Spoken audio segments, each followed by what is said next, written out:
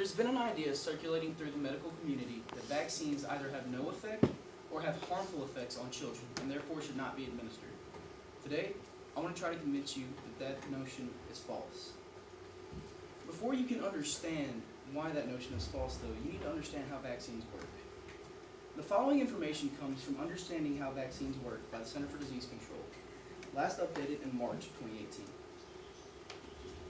When your body is infected with an outside pathogen, your immune system fights it off.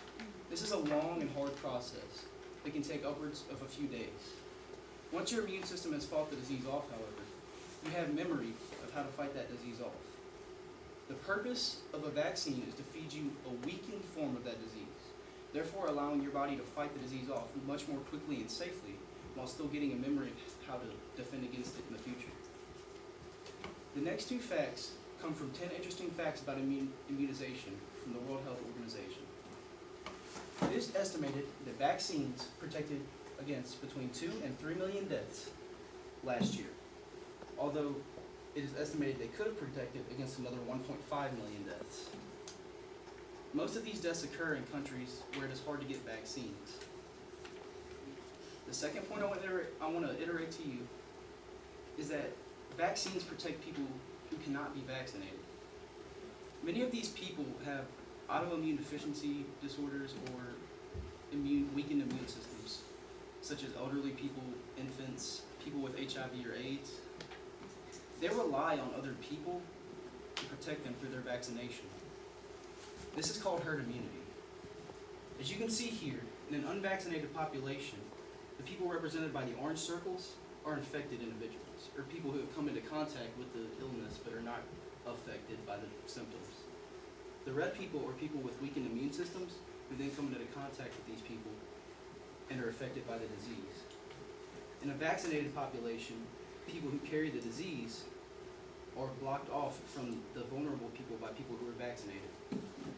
Now, this chart is a very good assistant, but it can also be misleading because it takes more than just 4 people to be vaccinated.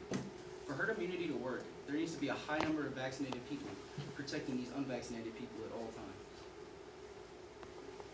The next topic I want to talk about is counter-arguments against vaccination. The following info comes from Possible Side Effects of Vaccinations by the Center for Disease Control, last updated July 12th in 2018, and Should Any Vaccine Be Required for Children by procon.org, last updated March 20th, 2019. The first argument I found is that vaccines can cause serious, sometimes fatal side effects.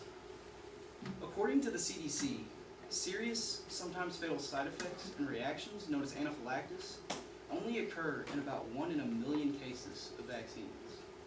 Furthermore, these reactions can be easily offset by quick reaction from doctors and administration of medicines such as epinephrine or corticosteroids. The next argument that I ran into is that vaccines contain harmful ingredients.